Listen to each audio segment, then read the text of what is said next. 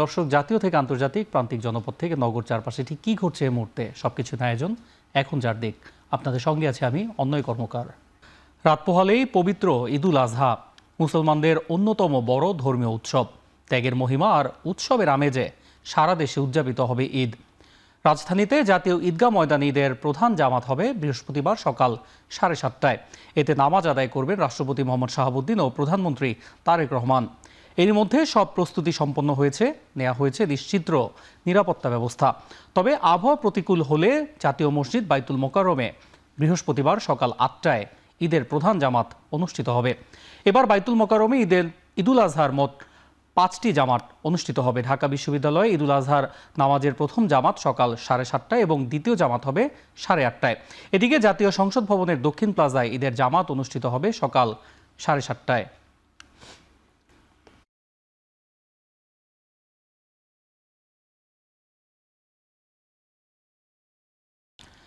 দেশবাসীকে পবিত্র ঈদুল আজহার শুভেচ্ছা জানিয়েছেন প্রধানমন্ত্রী তারেক রহমান। বুধবার সন্ধ্যায় ভিডিও বার্তায় তিনি বলেন, শুধু পশু জবাই নয়, বরং লোভ লালসা, হিংসা বিদ্বেষ আর মনের পশুত্বকে পরাভূত করার দীক্ষা গ্রহণের মধ্যেই নিহিত রয়েছে কোরবানির তাৎপর্য। কোরবানির চামড়া যথাযথ প্রক্রিয়ায় সংরক্ষণ করতে আহ্বান জানান প্রধানমন্ত্রী। সেই সাথে কোরবানির পশুর রক্ত ও বর্জ্য পরিষ্কারের ক্ষেত্রে পরিচ্ছন্ন কর্মীদের সহায়তা করার অনুরোধ জানান প্রধানমন্ত্রী তারেক রহমান। বাংলাদেশ সহ বিশ্ব মুসলিমের প্রতি পবিত্র ঈদুল আজহার শুভেচ্ছা। দল, মত, ধর্ম, বর্ণ নির্বিশেষে দেশবাসীকে পবিত্র ঈদের শুভেচ্ছা জানাই। ঈদ মোবারক। প্রিয় দেশবাসী, আপনাদের প্রতি আমার বিনীত আহ্বান, কোরবানির চামড়া যথাযথ প্রক্রিয়ায় সংরক্ষণ করুন। কোরবানির পশুর রক্ত ও বর্জ্য পরিষ্কারের ব্যাপারে পরিচ্ছন্নতা কর্মীদের সহায়তা করুন দয়া করে। যথাসম্ভব নিজেরাও পরিচ্ছন্নতা অভিযানে অংশ নিন।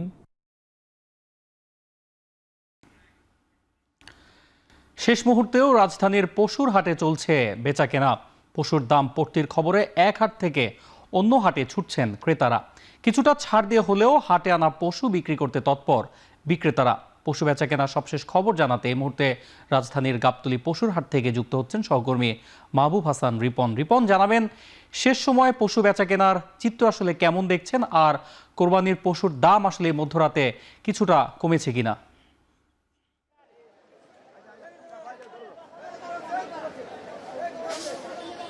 অন্যয়, প্রথমত আপনাকে জানিয়ে রাখি যে এই মুহূর্তে আমরা যেটি দেখছি সেটি হচ্ছে যে শেষ মুহূর্তে আপনাকে যদি একটু দেখাই, ব্যাপারী যারা রয়েছেন তারা কিন্তু গরু নিয়ে আসলে চলেই যাচ্ছেন এবং সেই লাইনটা আমরা কিন্তু দেখতে পাচ্ছি যে ট্রাকে করে তারা গরু নিয়ে তাদের যে গন্তব্য বাড়িতে চলে যাচ্ছেন।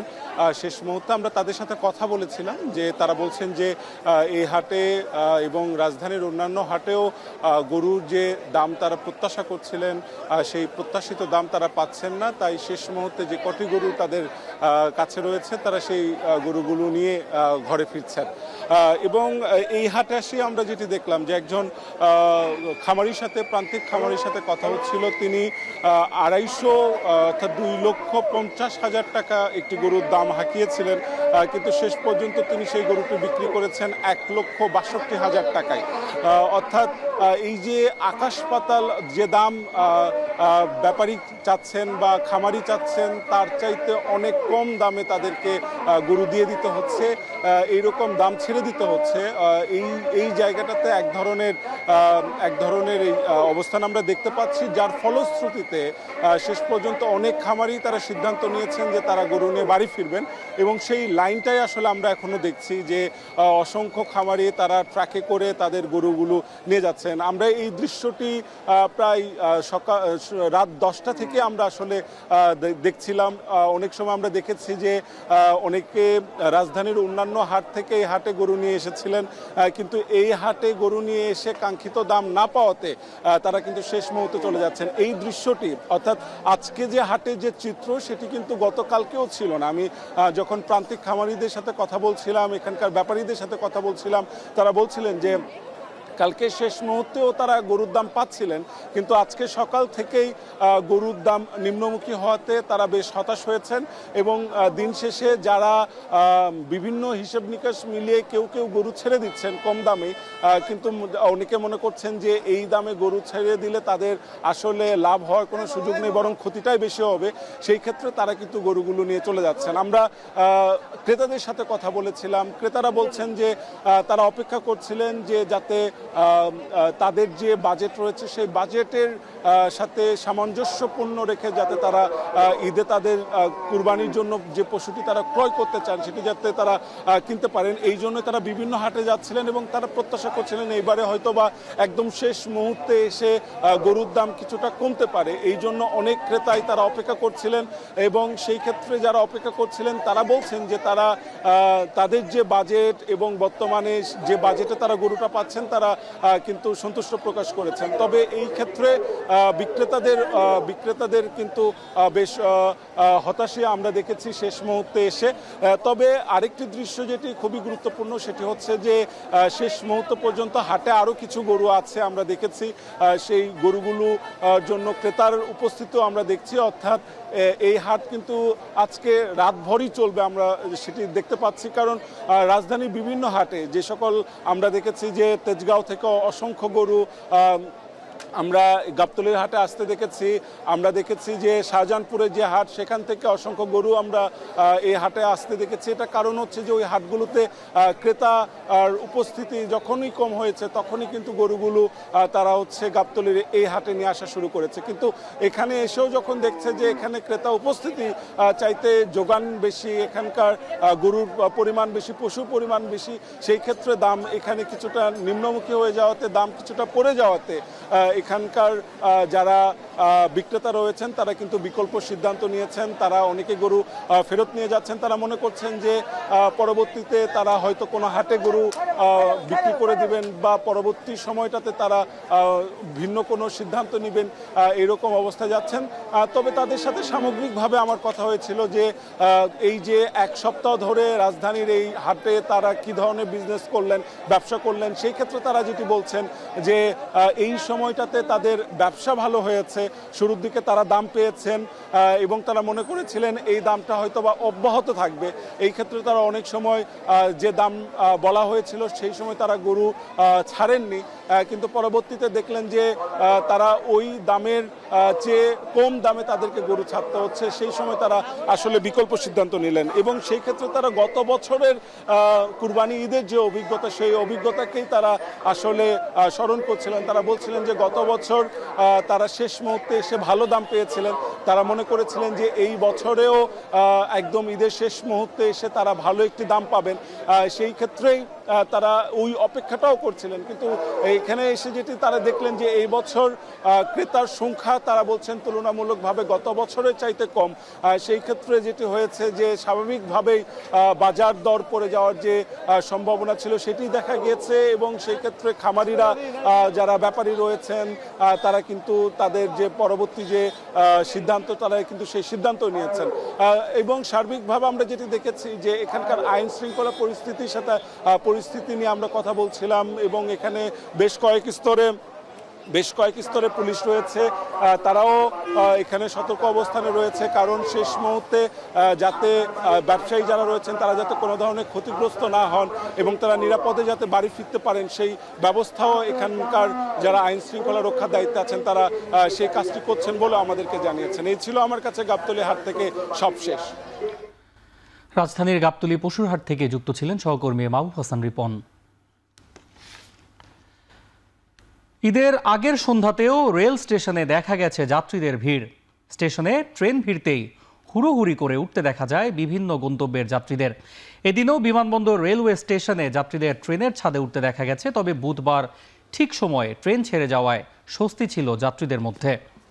বুধবার সন্ধ্যায় বিমানবন্দর স্টেশনে আসেন রেলপথ মন্ত্রণালয়ের সচিব ফাহিমুল ইসলাম। বলেন, পুরো প্রশাসন এবার চেষ্টা করেছে ঈদ যাত্রা নির্বিঘ্ন করতে। কিছু ক্ষেত্রে ব্যর্থ হলেও সার্বিক ব্যবস্থাপনায় সন্তোষ জানান তিনি। বলেন, উত্তরাঞ্চলের ট্রেনগুলোতে যাত্রী চাপ বেশি হওয়ায় ছাদে ভ্রমণের ঘটনা ঘটেছে। আগামী ঈদের আগেই উত্তরাঞ্চলগামী ট্রেনের সংখ্যা বাড়ানো হবে বলেও জানান তিনি।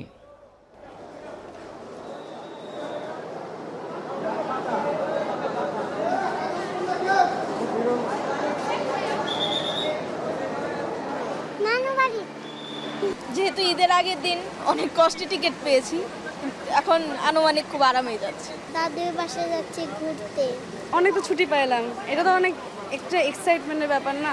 আমাদের সীমিত সামর্থ্যের মধ্যে সর্বোচ্চটুকু দিতে চেষ্টা করেছি। আমাদের সব অফিসার, মোবাইল কোর্ট থেকে শুরু করে আমাদের ভিজিলেন্স টিম, আমাদের রেলের বড় অফিসার থেকে ছোট অফিসার, কারো কিন্তু ঈদ নেই।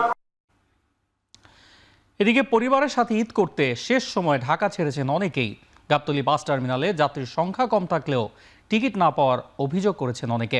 শেষ দিন হওয়ায় যাত্রী প্রতি 200 থেকে 300 টাকা বাড়তি ভাড়া নেওয়ার অভিযোগ করেছেন অনেকেই। বুধবার দিনের বেলায় উত্তরাঞ্চলের রাস্তায় যানজট থাকায় রাজধানীতে ঢুকতে বাসগুলোর 3 থেকে 4 ঘন্টা দেরি হয়েছে।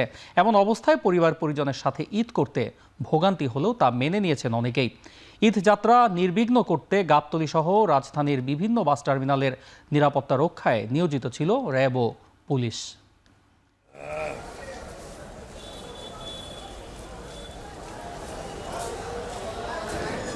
সাড়ে 4টার দিকে তখন থেকে টিকিট করতেছি। টিকিটের কাউন্টারে গেলে দেরি হবে, গাড়ি আবার দামও বেশি চাইতেছে, গাড়ি আসেনি, টিকিট পাইনি। টিকিট করলাম একটু আগে। দামের কথা মানে জানার সুযোগই নেই, টিকিটই নেই। প্রিয়জনের সঙ্গে আনন্দ ভাগাভাগি করতে ঈদের আগের দিন নৌপথেও ঢাকা ছেড়েছেন অনেক রাজধানীবাসী। বুধবার দিনভর রাজধানীর সদরঘাট লঞ্চ টার্মিনালে যাত্রীদের উপস্থিতি দেখা গেছে, তবে গতবারের তুলনায় চাপ অনেকটা কম ছিল। যাত্রীরা জানান কোনো ধরনের ভোগান্তি ছাড়াই লঞ্চে উঠতে পেরেছেন তারা। টিকিট সংকট, অতিরিক্ত ভাড়া বা ভিড়ের মুখোমুখি হতে হয়নি তাদের। তবে শঙ্কা ছিল বৈরী আবহাওয়া নিয়ে। এদিকে সদরঘাট লঞ্চ টার্মিনাল থেকে দিনভর প্রায় 100 লঞ্চ বিভিন্ন গন্তব্যের উদ্দেশ্যে ছেড়ে গেছে বলে জানিয়েছে বিআইডব্লিউটিএ।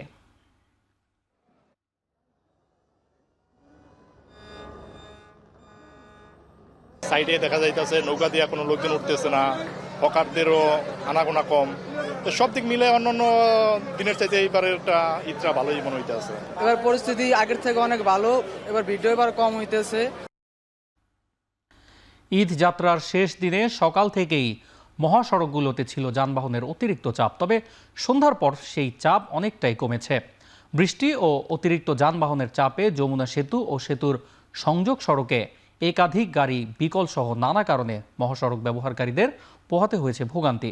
যাত্রীদের দাবি 2 ঘন্টার সড়ক পাড়ি দিতে সময় লেগেছে 12 থেকে 13 ঘন্টা। তবে বুধবার রাত 8টার পর থেকে যান চলাচল স্বাভাবিক হয়ে আসে। সড়কে যানবাহনের চাপ থাকলেও কোথাও কোনো যানজটের খবর মেলেনি। এদিকে স্বস্তি ছিল ঢাকা আরিচা ও নবীনগর চন্দ্রা মহাসড়কে। সকালে যানবাহনের চাপ বাড়লেও বিকেলের পর থেকে যান চলাচল স্বাভাবিক হয়। এছাড়া রাতে গাজীপুরের চন্দ্রা থেকে ঢাকা ময়মনসিংহ সড়কে পুরোপুরি স্বাভাবিক রয়েছে যান চলাচল।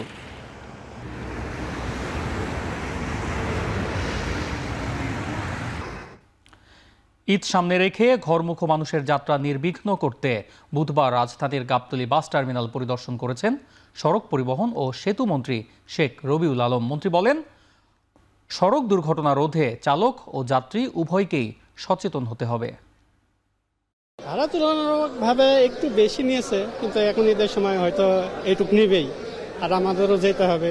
সরকারি নির্ধারিত যে ভাড়া তার চাইয়ে আরো আমরা 10 টাকা প্রতি টিকিট 10 টাকা কম নিচ্ছি। মিছিল শব্দটার জায়গায় আমার একটু আপত্তি আছে। দুর্ঘটনা ঘটেছে, অনাকাঙ্ক্ষিতভাবে ঘটেছে, দুর্ঘটনা কাম্য নয়। কিন্তু আপনাকে এটা জানেন যে প্রতিদিন প্রায় 1.5 লাখের মতো গাড়ি চলাচল করছে সব রুটে যদি বলেন। তো এই প্রতিদিন 1.5 লাখের মতো গাড়ি যখন চলাচল করে, কোনো কোনো সময় অনাকাঙ্ক্ষিতভাবে 2-1টা দুর্ঘটনা ঘটেছে। অনুসন্ধানী সাংবাদিক তো নিশ্চয়ই এখানে 2-1 জন আছেন কিনা আমি জানি না। আপনারা ক্যামেরাটা ছেড়ে দিয়ে মুখটা একটা মাস্ক লাগিয়ে যাত্রী হিসেবে যান। কোন কাউন্টার অথবা কোন বাস স্ট্যান্ড থেকে অতিরিক্ত ভাড়া চাওয়া হচ্ছে একটু জেনে এসে আমাদেরকে জানান, নিশ্চয়ই তার মধ্যে শাস্তিমূলক ব্যবস্থা নেওয়া হবে। সৌদি আরবের সঙ্গে মিল রেখে চট্টগ্রাম সহ দেশের বেশ কয়েকটি জেলায় পবিত্র ঈদুল আজহার জামাত অনুষ্ঠিত হয়েছে।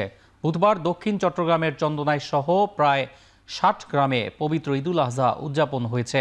সকালে ঈদের জামাত শেষে পশু কোরবানি করেন জাহাগিরিয়া শাহ সুফি মমতাজিয়া দরবার ও সাতকানিয়ার মির্জাখিল দরবার শরীফের অনুসারীরা। একইভাবে মৌলভীবাজার শহরের সার্কিট হাউস এলাকায় অনুষ্ঠিত হয় ঈদের জামাত। বিভিন্ন উপজেলা থেকে আগত শতাধিক মুসল্লি ঈদ জামাতে অংশ নেন।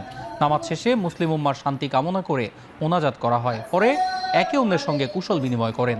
এরপর পশু কোরবানির মধ্য দিয়ে ঈদের আনুষ্ঠানিকতা পালন করেন তারা। এছাড়া সাতক্ষীরা, নারায়ণগঞ্জ ও ঝিনাইদহ সহ বেশ কয়েকটি জেলায় উদযাপন করা হয়েছে ঈদুল আজহা।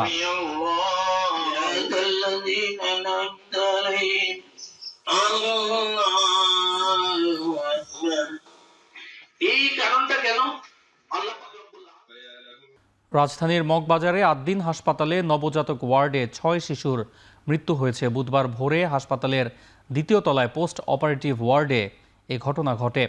ঘটনা তদন্তে 3 সদস্যের কমিটি গঠন করেছে স্বাস্থ্য অধিদপ্তর। হাসপাতাল কর্তৃপক্ষ জানায়, জন্মের পর শিশুরা সুস্থ ছিল। পরে 2টি শিশু অসুস্থ হলে তাদেরকে এনআইসিইউতে নেওয়া হয়। সেখান থেকে ভেন্টিলেশনে রাখা হলেও বাঁচানো যায়নি বলে জানান হাসপাতালের চিকিৎসক ডাক্তার নাহিদা ইয়াসমিন। এদিকে অবহেলাজনিত মৃত্যু নাকি অন্য কিছু তা খতিয়ে দেখতে 3 সদস্যের তদন্ত কমিটি গঠন করেছে স্বাস্থ্য অধিদপ্তর। আর গুরুতর অসুস্থ শিশুদের সরিয়ে নেওয়া হবে অন্য হাসপাতালে। ঘটনা তদন্ত করছে সিআইডির ক্রাইম সিন ইউনিট। ইতোমধ্যেই আলামত সংগ্রহ করেছে তারা।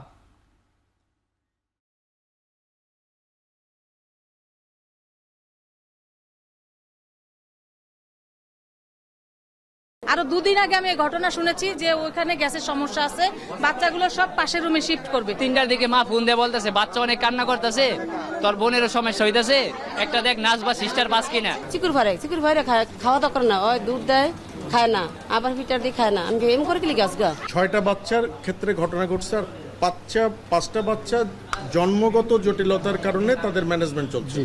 সুতরাং ওইটা আমরা এখন কনসিডারেশনে না আনি, ওটা আমাদের মেডিকেল লিগ্যাল গ্রাউন্ড আমরা চিন্তা করব। হাসপাতালে 6 নবজাতকের মৃত্যুর ঘটনায় দোষীদের বিরুদ্ধে কঠোর ব্যবস্থা নেওয়ার হুঁশিয়ারি দিয়েছেন স্বাস্থ্যমন্ত্রী সরদার সাখাওয়াত হোসেন। বুধবার দুপুরে কিশোরগঞ্জের শহীদ সৈয়দ নজরুল ইসলাম মেডিকেল কলেজ হাসপাতাল পরিদর্শন শেষে এ কথা জানান তিনি। এ সময় তিনি আরও বলেন, হাসপাতাল কর্তৃপক্ষের অবহেলাতেই 6টি প্রাণ ঝরে গেছে। ইতোমধ্যে তদন্ত কমিটি গঠন করা হয়েছে বলেও জানান মন্ত্রী। হাম সংক্রমণ নিয়ে স্বাস্থ্যমন্ত্রী বলেন, বিগত সরকারের আমলে স্বাস্থ্য খাতে ব্যাপক লুটপাট হয়েছে। হাম সংক্রমণ বাড়ার পেছনে সেই অব্যবস্থাপনাকে দায়ী করেন তিনি। এর আগে দুপুরে শহীদ সৈয়দ নজরুল ইসলাম মেডিকেল কলেজ হাসপাতালে চিকিৎসা সেবা, ওয়ার্ডের পরিবেশ ও রোগীদের খাবারের মান পরিদর্শন করেন মন্ত্রী।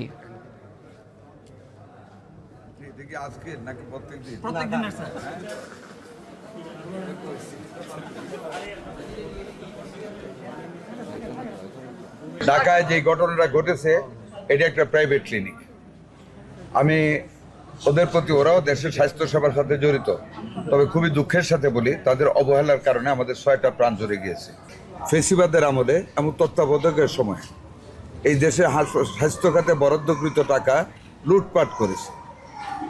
ইউনিসেফ, গ্যাবি, আপনার এডিবির পক্ষ থেকে বারবার 5 বার তারা রিকোয়েস্ট করা সত্ত্বেও প্রাইভেট লোকদের কাছে সেই হামের টিকা সহ অন্যান্য টিকা কিনে ব্যক্তিগতভাবে লাভবান হওয়ার জন্য তারা আন্তর্জাতিক পর্যায়ে টিকা কালেক্ট করতে যায় নাই।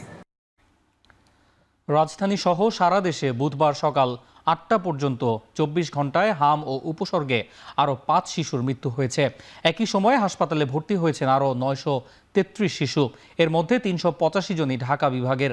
বুধবার স্বাস্থ্য অধিদপ্তরের সবশেষ প্রতিবেদনে এ তথ্য জানানো হয়। এছাড়া গত 24 ঘন্টায় হাসপাতাল ছেড়েছেন 1103 শিশু। এ নিয়ে গত 73 দিনে দেশে হাম ও উপসর্গে মৃতের সংখ্যা 560 জনে দাঁড়িয়েছে। এছাড়া 15 মার্চ থেকে মোট শনাক্ত হয়েছে 8834 জন এবং হাসপাতাল ছেড়েছে 49,903 জন।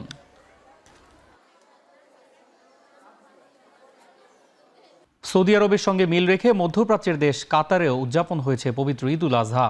বুধবার দেশটির 7 শতাধিক মসজিদ ও খোলা মাঠে অনুষ্ঠিত হয়েছে ঈদের জামাত। এছাড়াও প্রবাসী বাংলাদেশিদের জন্য আলাদা জামাতের আয়োজন করে কাতারের বাংলাদেশ দূতাবাস। ইরান যুদ্ধের কারণে গেল ঈদুল ফিতরে খোলা মাঠে ঈদের নামাজ আদায়ের অনুমতি পায়নি কাতারের মুসল্লিরা। তবে এবার পরিস্থিতির উন্নতি হওয়ায় মসজিদ ছাড়াও খোলা মাঠে অনুষ্ঠিত হয়েছে ঈদের জামাত। শিশু থেকে বৃদ্ধ বিভিন্ন বয়সী মানুষের অংশগ্রহণে ঈদ জামাতের ময়দান পরিণত হয় মিলন মেলায়। কোলাকুলির মাধ্যমে ঈদ শুভেচ্ছা বিনিময় করেন তারা। নামাজ শেষে রীতি মেনে পশু কোরবানি দিয়েছেন প্রবাসীরা। তবে খোলা স্থানে পশু কোরবানির রীতি না থাকায় নির্ধারিত স্থানে কোরবানি দেন প্রবাসীরা।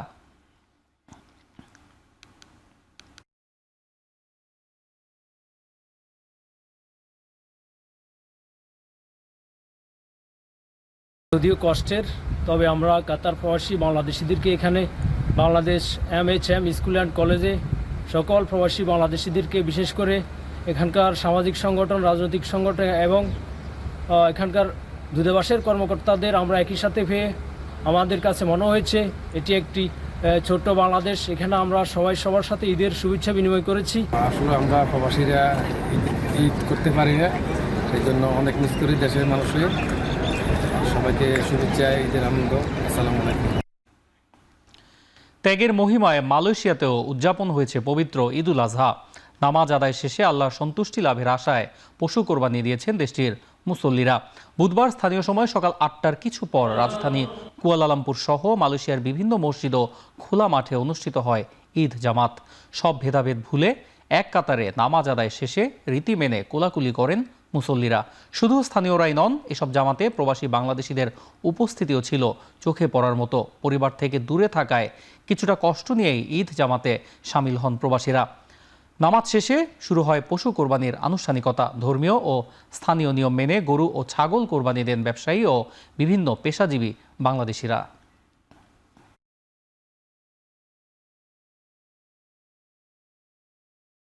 কষ্ট লাগে, এগুলা অনেকজন মনে পড়ে যে আজকে একটা দিন, আগামীকালকে আমাদের দেশে ঈদ, কিন্তু এগুলা যখন দেখি না তখন আমাদের কষ্ট লাগে। তারপরও আমরা প্রবাসে আজকে ঈদের দিন ছুটি পাইছি। আমরা বন্ধু বান্ধব সবাইকে নিয়ে আমরা বিভিন্ন মালয়েশিয়া পর্যটক জায়গার মাঝে ঘুরতে যাব। কোম্পানি ছুটি দিয়েছে মাত্র একদিন, তো ঈদের ছুটিতে একদিন পেয়ে ঈদুল আজহার ঈদ উদযাপন করলাম।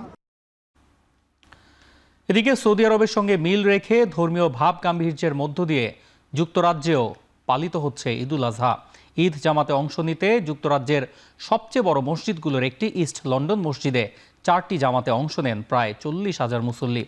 আবহাওয়া ভালো থাকায় বিভিন্ন খোলা মাঠেও ঈদের জামাত অনুষ্ঠিত হয়। বৈশ্বিক শান্তি ও কল্যাণে দোয়া করেন সবাই। ইস্ট লন্ডন মসজিদ ছাড়াও বিভিন্ন স্থানে ঈদের জামাত অংশ নিয়ে বিশ্ব শান্তি ও কল্যাণ কামনায় দোয়া করেন প্রবাসীরা। বিশেষ এই দিনে স্বজন ও মাতৃভূমি থেকে দূরে থাকলেও রেমিটেন্স পাঠিয়ে দেশের অর্থনীতিতে অবদান রেখে চলেছেন প্রায় 6 লাখ প্রবাসী বাংলাদেশি।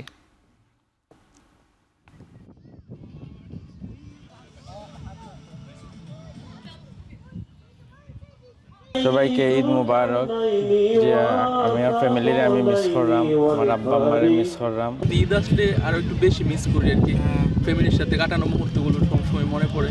বাবা মা ছাড়া 2 বছর ধরে ঈদ করতেছি এই প্রবাস জীবনে, তো দোয়া করলাম যে বাবা মাকে আল্লাহ আমি নেক হায়াত দান করেন। মুসলমানদের অন্যতম বড় ধর্মীয় উৎসব ঈদুল আজহা উপলক্ষে ভারতের পশ্চিমবঙ্গেও চলছে জোর প্রস্তুতি। এবার কলকাতা শহরের বৃহত্তম ঈদের জামাত অনুষ্ঠিত হবে ব্রিগেড প্যারেড গ্রাউন্ডে। বৃহস্পতিবার সকালে স্থানীয় সময় 8:30 নাগাদ ঈদের জামাত অনুষ্ঠিত হবে। নামাজ পড়াবেন ইমাম কাজী ফজলুর রহমান। পবিত্র ঈদুল আজহা সামনে রেখে বুধবার থেকেই ভিক্টোরিয়া মেমোরিয়াল সংলগ্ন ব্রিগেড প্যারেড ময়দানে শেষ মুহূর্তের প্রস্তুতি চলছে। নামাজের জন্য তৈরি করা হয়েছে বিশেষ মঞ্চ, বসানো হয়েছে লাউড স্পিকার। পাশাপাশি মুসল্লিদের সুবিধার কথা মাথায় রেখে এই প্রথম ব্রিগেড প্যারেড গ্রাউন্ডে অস্থায়ী শৌচাগার ও গাড়ি পার্কিংয়ের ব্যবস্থাও রাখা হয়েছে। অবশ্য প্রতি বছর রেড রোডে এই ঈদের নামাজ অনুষ্ঠিত হলেও এবার তা ব্রিগেড প্যারেড ময়দানে স্থানান্তরিত করা হয়েছে। মূলত নিরাপত্তা এবং সাধারণ মানুষের যাতায়াতের সুবিধার জন্য রাজ্য সরকার ও খিলাফত কমিটির আলোচনার পর এই সিদ্ধান্ত নেওয়া হয়।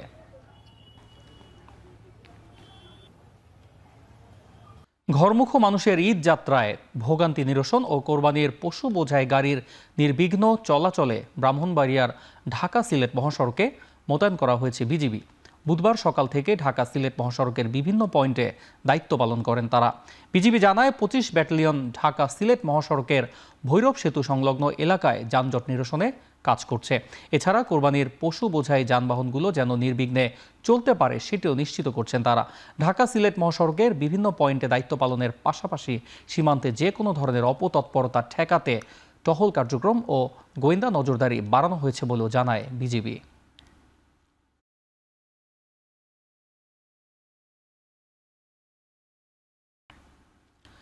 10 থেকে 12 লাখ পিস চামড়া কেনার লক্ষ্যমাত্রা নিয়ে প্রস্তুত নাটোরের চক বৈদ্যনাথ চামড়া আড়তের মালিকরা। দেশের দ্বিতীয় বৃহত্তম এই আড়তে ঈদের দিন বিকেল থেকে আশপাশের জেলা কাঁচা চামড়া আসতে শুরু করবে। চামড়া ব্যবসায়ীরা জানান, দেশে চামড়ার চাহিদার অন্তত 50% পূরণ হয় কোরবানির ঈদে। তার মধ্যে 20 থেকে 25% চামড়ার যোগান দেয় নাটোরের চক বৈদ্যনাথের এই আড়তগুলো। তাই প্রস্তুতির অংশ হিসেবে ট্যানারি মালিকদের কাছ থেকে বকেয়া টাকা সংগ্রহ, ঘর পরিষ্কার পরিচ্ছন্ন এবং লবণ সংগ্রহ করছেন তারা। তবে গেলবারের চেয়ে এবারের ঈদে চামড়া সংগ্রহের লক্ষ্যমাত্রা বেশি বলে জানান ব্যবসায়ীরা।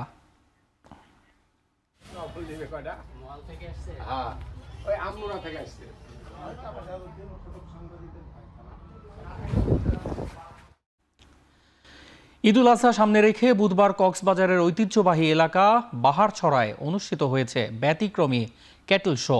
শত শত কোরবানির গরু নিয়ে আয়োজিত এই জমকালো শোডাউন দেখতে ভিড় করেন অনেকেই। বিকেল 4টায় শহরের বাহারছড়া গোলচত্বর মাঠ থেকে ক্যাটল শোটি শুরু হয়ে প্রধান সড়ক ঘুরে পুনরায় বাহারছড়ায় এসে শেষ হয়। সুসজ্জিত গরু, বাদ্যযন্ত্র, মোটর শোভাযাত্রা ও অংশগ্রহণকারীদের উচ্ছ্বাস পুরো আয়োজনকে করে তোলে প্রাণবন্ত। আয়োজকরা জানান, শুধু কোরবানির পশু প্রদর্শন নয়, এলাকার সামাজিক বন্ধন ও ভ্রাতৃত্ববোধ ধরে রাখতেই এই আয়োজন।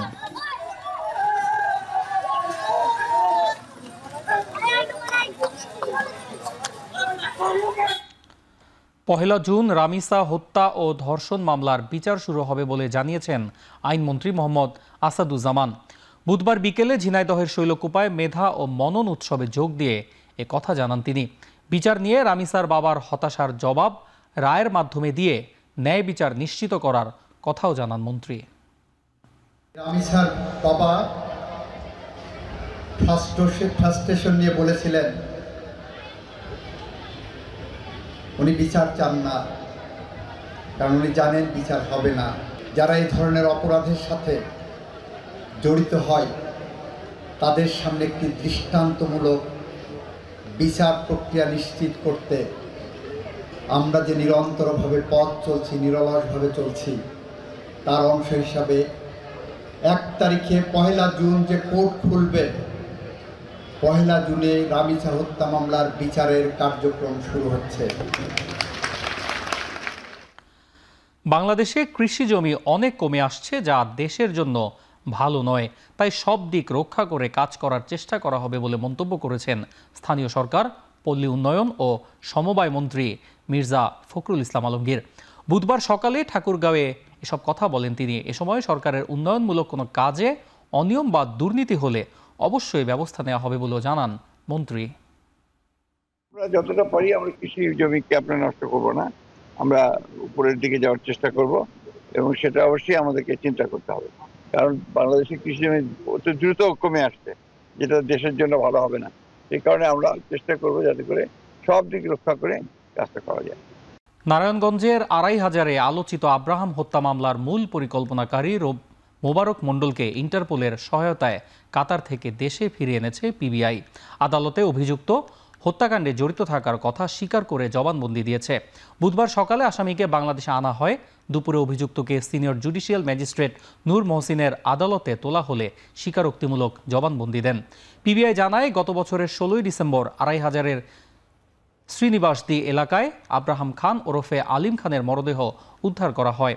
তদন্তে হত্যাকাণ্ডে জড়িত থাকার অভিযোগে প্রথমে একজনকে গ্রেপ্তার করা হয়, পরে তদন্তে উঠে আসে মূল পরিকল্পনাকারী মোবারক মণ্ডলের নাম।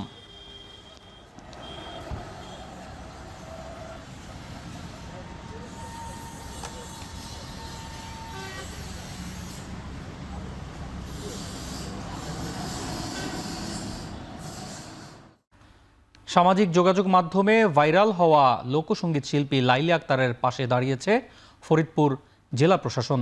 মানবিক উদ্যোগের অংশ হিসেবে জেলা প্রশাসনের পক্ষ থেকে তাকে আর্থিক সহযোগিতা দেওয়া হয়েছে। একই সঙ্গে তার বাড়ি পুনর্নির্মাণের আশ্বাসও দিয়েছেন ফরিদপুরের জেলা প্রশাসক। বুধবার দুপুরে জেলা প্রশাসকের বাংলো বাড়িতে আয়োজিত অনুষ্ঠানে লাইলি আক্তারের হাতে আর্থিক সহায়তা তুলে দেওয়া হয়। এ সময় জেলা প্রশাসক মাজহারুল ইসলাম জানান, লাইলি আক্তারের কণ্ঠে গ্রামীণ সংস্কৃতির যে আবেগ ও ঐতিহ্য ফুটে উঠেছে তা মানুষের হৃদয় ছুঁয়েছে। একজন শিল্পীর জীবন মান উন্নয়নে সমাজের সবাইকে এগিয়ে আসার আহ্বান জানান তিনি।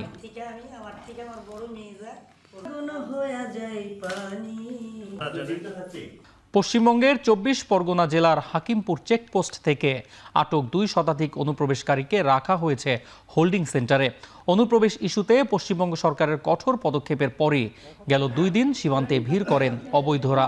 মঙ্গলবার রাতে স্থানীয় বসিরহাট মহকুমার বিভিন্ন অস্থায়ী হোল্ডিং সেন্টারে রাখা হয়েছে তাদের। ইতোমধ্যে তাদের নথি সংগ্রহ করে পরিচয় যাচাই প্রক্রিয়া শুরু হয়েছে। এদের বিরুদ্ধে কোনো মামলা রয়েছে কিনা তাও খতিয়ে দেখা হচ্ছে। রাজ্য সরকার জানিয়েছে বাংলাদেশি প্রমাণিত হলে নিয়ম মেনে তাদেরকে তুলে দেওয়া হবে বিএসএফ এর হাতে।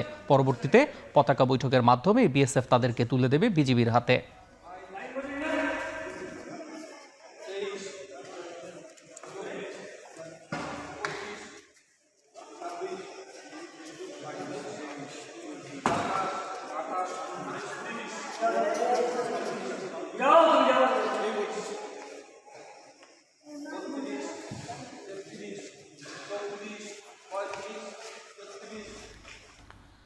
যুক্তরাষ্ট্রের সঙ্গে চলমান সংঘাত নিরসনে শান্তি চুক্তির একটি প্রাথমিক ও অনানুষ্ঠানিক খসড়া পেয়েছে তেহরান, এমনই দাবি করেছে ইরানের রাষ্ট্রীয় টেলিভিশন। গণমাধ্যমটি জানায়, খসড়া চুক্তি অনুযায়ী ইরান আগামী 1 মাসের মধ্যে হরমুজ প্রণালীতে বাণিজ্যিক জাহাজ চলাচল পূর্বের অবস্থায় ফিরিয়ে আনবে।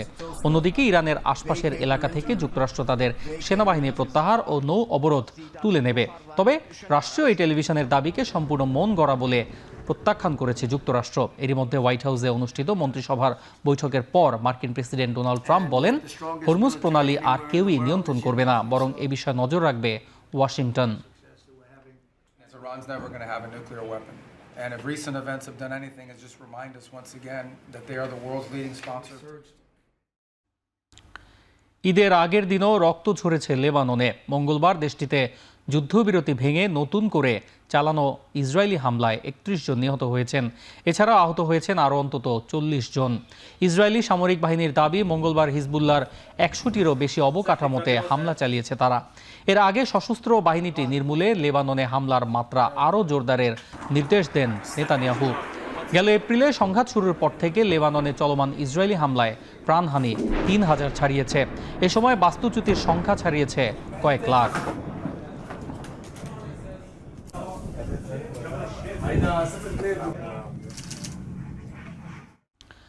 হামাসের সশস্ত্র শাখার নতুন প্রধান মোহাম্মদ ওদেহকে হত্যার দাবি করেছে ইসরায়েল। মঙ্গলবার উত্তর গাজায় অভিযান চালিয়ে ওই শীর্ষ নেতাকে হত্যা করা হয়েছে বলে জানিয়েছে ইসরায়েলি প্রতিরক্ষা বিভাগ ও অভ্যন্তরীণ গোয়েন্দা সংস্থা শিনবেত। আইডিএফ আরও দাবি করেছে, গেল কয়েক মাস ধরে ওদেহ ও তার সহযোগীদের গতিবিধির ওপর নজরদারি চালায় ইসরায়েলি গোয়েন্দারা। এরপর গাজা সিটিতে তার গোপন আস্তানা হিসেবে ব্যবহৃত বেশ কয়েকটি ভবনে হামলা চালানো হয়। এ সময় হামাসের আরেক নেতার বাড়িতেও হামলা হয়েছে। আইডিএফের দাবি, অক্টোবরের হামলার পরিকল্পনা ও সমন্বয়ে মোহাম্মদ ওদেহ কেন্দ্রীয় ভূমিকা পালন করেছিলেন। পরবর্তীতে যুদ্ধ চলাকালীন সময়েও ইসরায়েলি সেনাদের বিরুদ্ধে হামলা ও গোয়েন্দা অভিযানের নেতৃত্ব দেন তিনি।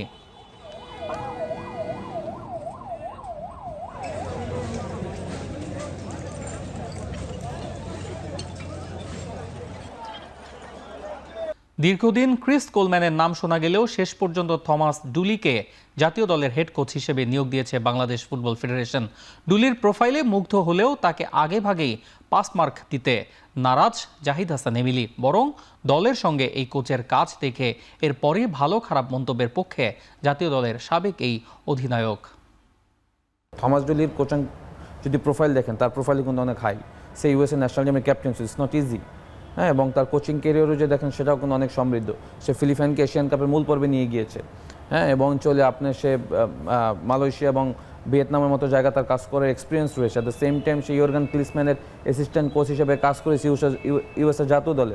আপকামিং যে অ্যাসাইনমেন্ট আছে সান মেরিনো বা সাব ফুটবল বা ফিফা ফ্রেন্ডলিতে সে কেমন করে, হ্যাঁ, সে টেকনিক্যালি প্লেয়ারদেরকে ইমপ্রুভ করাতে পারছে কিনা, অন দ্য ফিল্ড পারফরমেন্স কেমন, তারপরে আমরা আসলে সমালোচনাটা করা উচিত। ফ্যানদেরও আমাদেরও সমালোচনা করার তো সময় আছে। হ্যাঁ, কাজ না দেখে তো আপনি কারো সমালোচনা করতে পারবেন না। সাফ নারী চ্যাম্পিয়নশিপ 2026-এ নিজেদের উদ্বোধনী ম্যাচে বৃহস্পতিবার রাত 8টায় মালদ্বীপের মুখোমুখি হবে বাংলাদেশ। টানা 2 শিরোপা জয়ী মারিয়া আফইদাদের লক্ষ্য এবার হ্যাট্রিক ট্রফি জয়।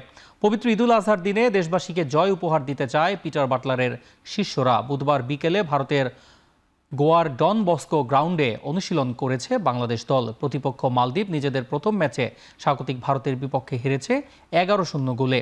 মালদ্বীপকে হারালেই সেমিফাইনাল নিশ্চিত হয়ে যাবে লাল সবুজের প্রতিনিধিদের। সেক্ষেত্রে বাংলাদেশ ও ভারতের ম্যাচটি হবে গ্রুপ পর্ব সেরা নির্ধারণের লড়াই।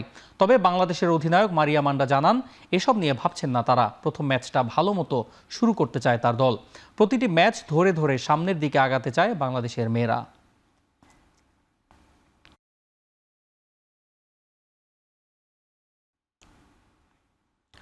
জমকালো আয়োজনের মধ্য দিয়ে লেবাননের বৈরুতে শুরু হলো বেগম খালেদা জিয়া স্মৃতি ফুটবল টুর্নামেন্ট 2026। প্রতিকূল পরিস্থিতির মধ্যেও প্রবাসী বাংলাদেশিদের মাঝে ক্রীড়া চর্চা, সম্প্রীতি এবং মাদক বিরোধী সচেতনতা গড়ে তুলতে এই ব্যতিক্রমী আয়োজন করেছে বাংলাদেশ জাতীয়তাবাদী যুবদল লেবানন কেন্দ্রীয় কমিটির।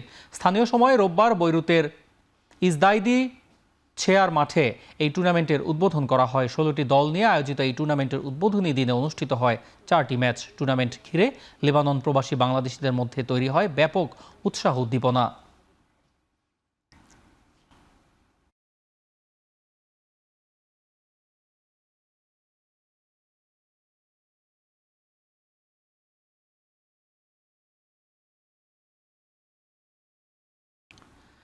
ইনজুরির জন্য বিশ্বকাপে খেলতে না পারার গুঞ্জন উড়িয়ে দিলেন নেইমার জুনিয়র।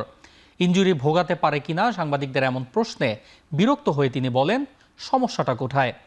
ব্রাজিলের বিশ্বকাপ স্কোয়াড ঘোষণার পর ফের একবার নেইমারের ইনজুরির খবরে তাকে নিয়ে শুরু হয় নেতিবাচক গুঞ্জন। তবে মঙ্গলবার সান্তোসের ম্যাচ দেখতে এসে সাংবাদিকদের মুখোমুখি হয়ে ভক্তদের সুখবর দেন নেইমার নিজেই।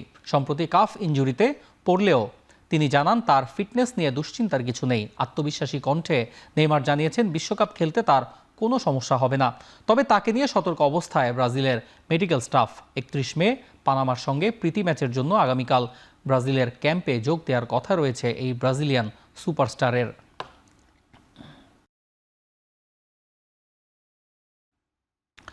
বিশ্বকাপের জন্য 26 সদস্যের চূড়ান্ত দল ঘোষণা করেছে মরক্কো, যেখানে বাদ পড়েছেন একাধিক তারকা ফুটবলার। কোচ মোহাম্মদ ওয়াহাবির বিশ্বকাপ দলে প্রথমবার ডাক পেয়েছেন ফরাসি ক্লাব লিলের মিডফিল্ডার আইয়ুব বাওয়াদ্দি। বাদ পড়েছেন অ্যাটলাস লায়ন্সের ফরওয়ার্ড ইউসেফ এন নেসিরি ও হাকিম জিয়েশ। গত বিশ্বকাপে সেমিফাইনালে যাওয়ার পেছনে গুরুত্বপূর্ণ সদস্যদের কয়েকজন নেই এবারের বিশ্বকাপ স্কোয়াডে। তবে চোটের শঙ্কা থাকার পরেও দলে টিকে গেছেন পিএসজি তারকা আশরাফ হাকিমি।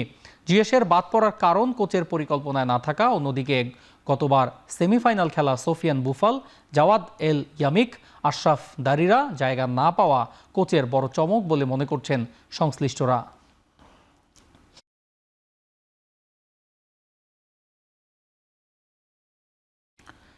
বিশ্বকাপের জন্য চূড়ান্ত স্কোয়াড ঘোষণা করেছে সহ আয়োজক যুক্তরাষ্ট্র।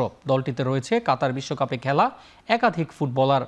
কোচ মরিসিও পচেতিনোর দলে আক্রমণ ভাগে নেতৃত্ব দেবেন এসি মিলানের খেলা তারকা ফুটবলার ক্রিস্টিয়ান পুলিসিচ। কাতার বিশ্বকাপে তার গোল ও অ্যাসিস্ট।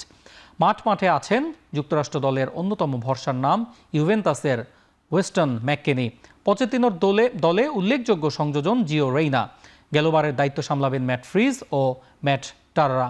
যুক্তরাষ্ট্রের রক্ষণ ভাগের অন্যতম ভরসার নাম ক্রিস রিচার্ডস। আক্রমণ ভাগে গুরুত্বপূর্ণ ফুটবলার হিসেবে বিশ্বকাপ দলে আছেন সার্জিনিও ডেস্ট, অ্যান্টনি রবিনসন।